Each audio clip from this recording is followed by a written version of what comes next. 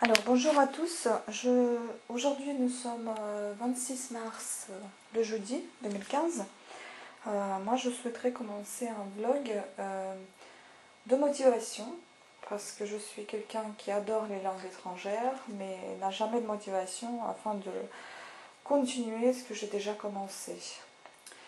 Voilà, donc je fais ceci pour ma propre motivation et si cela aidera à quelqu'un d'autre, j'en serai très ravie.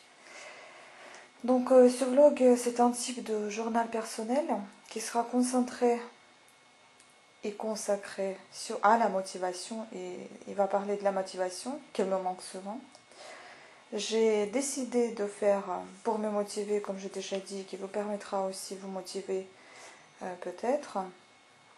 Je vais me concentrer sur le développement et la réussite personnelle et peut-être pour quelqu'un professionnel dans le domaine des langues étrangères et la lecture. Je vais parler ici de mon organisation pour se motiver, de mes outils d'apprentissage qui sont les miens, alors vous faites comme vous le sentez. Au fur et à mesure, je mettrai des vidéos de mon apprentissage et donc de ma motivation au cours des semaines que vous pourriez apercevoir. Et moi-même, d'ailleurs, je vais pouvoir voir si j'évolue ou pas dans mon apprentissage.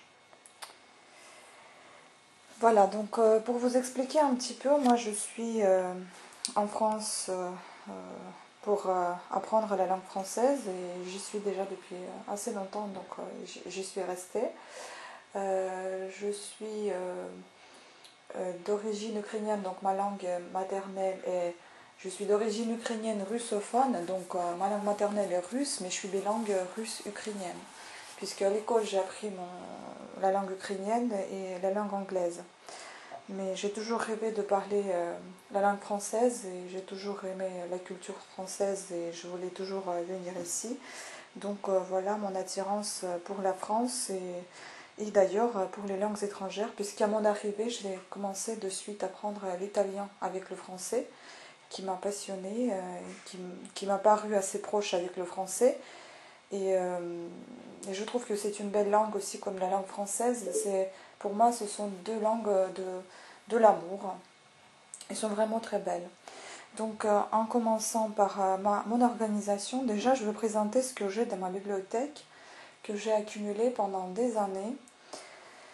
Donc j'ai ici le grand dictionnaire russe-français. Bon, il y a mieux, mais je suis là pour le moment. C'était une occasion que j'ai acheté, mais si on va directement en Ukraine ou en Russie, on trouvera mieux que celui qui était vendu chez Gilbert Jaune, je crois. Ensuite, j'ai un vocabulaire orthographique qui est bien du russe. C'est uniquement les mots russes. Après, bon, comme j'aime beaucoup la langue française, j'ai des petits dictionnaires de langue française, donc de poche. Là, j'ai un Becherel de poche qui m'aide beaucoup à conjuguer les verbes. Ici, j'aime bien les dictionnaires en général déjà, et puis j'aime bien les feuilleter, les voir, étudier les mots, j'adore ça. Et donc là, j'ai un dictionnaire de synonymes, puisque parfois on se rend compte qu'on ne connaît pas les mots alors qu'on les connaît, mais sauf que ce sont des synonymes, des mots un peu complexes qu'on ne connaît peut-être pas, mais alors voilà. Ensuite, un petit mini dictionnaire de français qui m'a beaucoup aidé en cours de langue à l'université, puisqu'il y avait des mots justement synonymes à certains que je ne connaissais pas. Et ce petit dico, il m'a permis de les connaître mieux. Après, quand j'étais en cours de français, la professeure, elle a conseillé à tous ceux qui veulent devenir un traducteur de se procurer ce livre très intéressant de grammaire expliquée du français de CLE international. Elle est vraiment très bien.